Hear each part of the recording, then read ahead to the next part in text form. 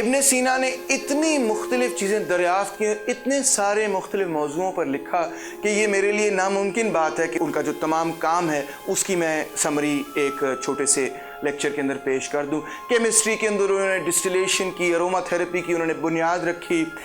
کسی چیز کی خوشبو کس طرح سے کسی چیز میں سے نکالتے ہیں، یہ بنیادی طور پہ ہم سمجھتے ہیں کہ ابن سینا کا ایک بہت بڑی دریافت تھی۔ اس طرح کی میڈیکل سائنسز میں کتنی کو دریافت تھیں، ان سب پہ میں بات نہیں کر سکتا، مگر یہ جو دو تھیوریز کا میں نے ذکر کیا کہ جس طرح میٹا فزکس کے ذریعے اور جس طرح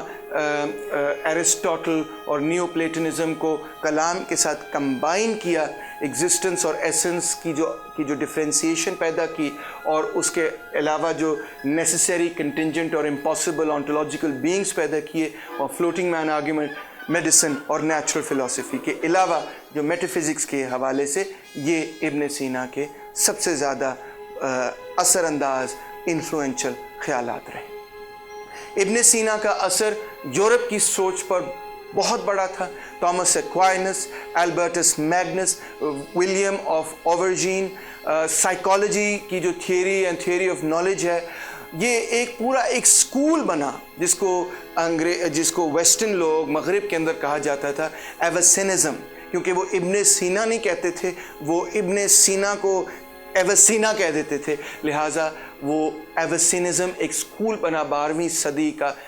میں جو لیڈنگ فلسافیکل سکول تھا وہ بنیادی طور پہ ابن سینا کا تھا۔ تو میں ان کی اس خیالات کی مکمل سمری تو نہیں، مگر میں نے آپ کو چند ان کے کلیدی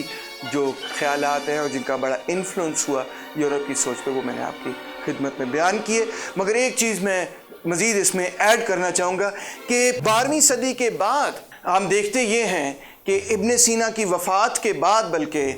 ہی ایک پروسیس شروع ہو جاتا ہے کہ جس میں بتدریج اسلام کے جو آرگیوبلی گریٹسٹ فلاسفر ہیں، Ibn Sina is the greatest philosopher in Islamic history, ان کے اپنے خیالات جو ہیں ان کا اثر اسلام کی دنیا میں مسلمانوں میں کم ہوتا ہوا نظر آتا ہے، اور تعجب کی بات ہے، المیہ کی بات ہے کہ یورپ کے اندر الٹا بڑھتا ہوا اور مزید اور بڑھتا ہوا نظر آتا ہے۔ اس پہ اگلے ایپیسوڈ میں روشنی ڈالیں گے۔ ابھی ہم چلتے ہیں الغزالی کی طرف۔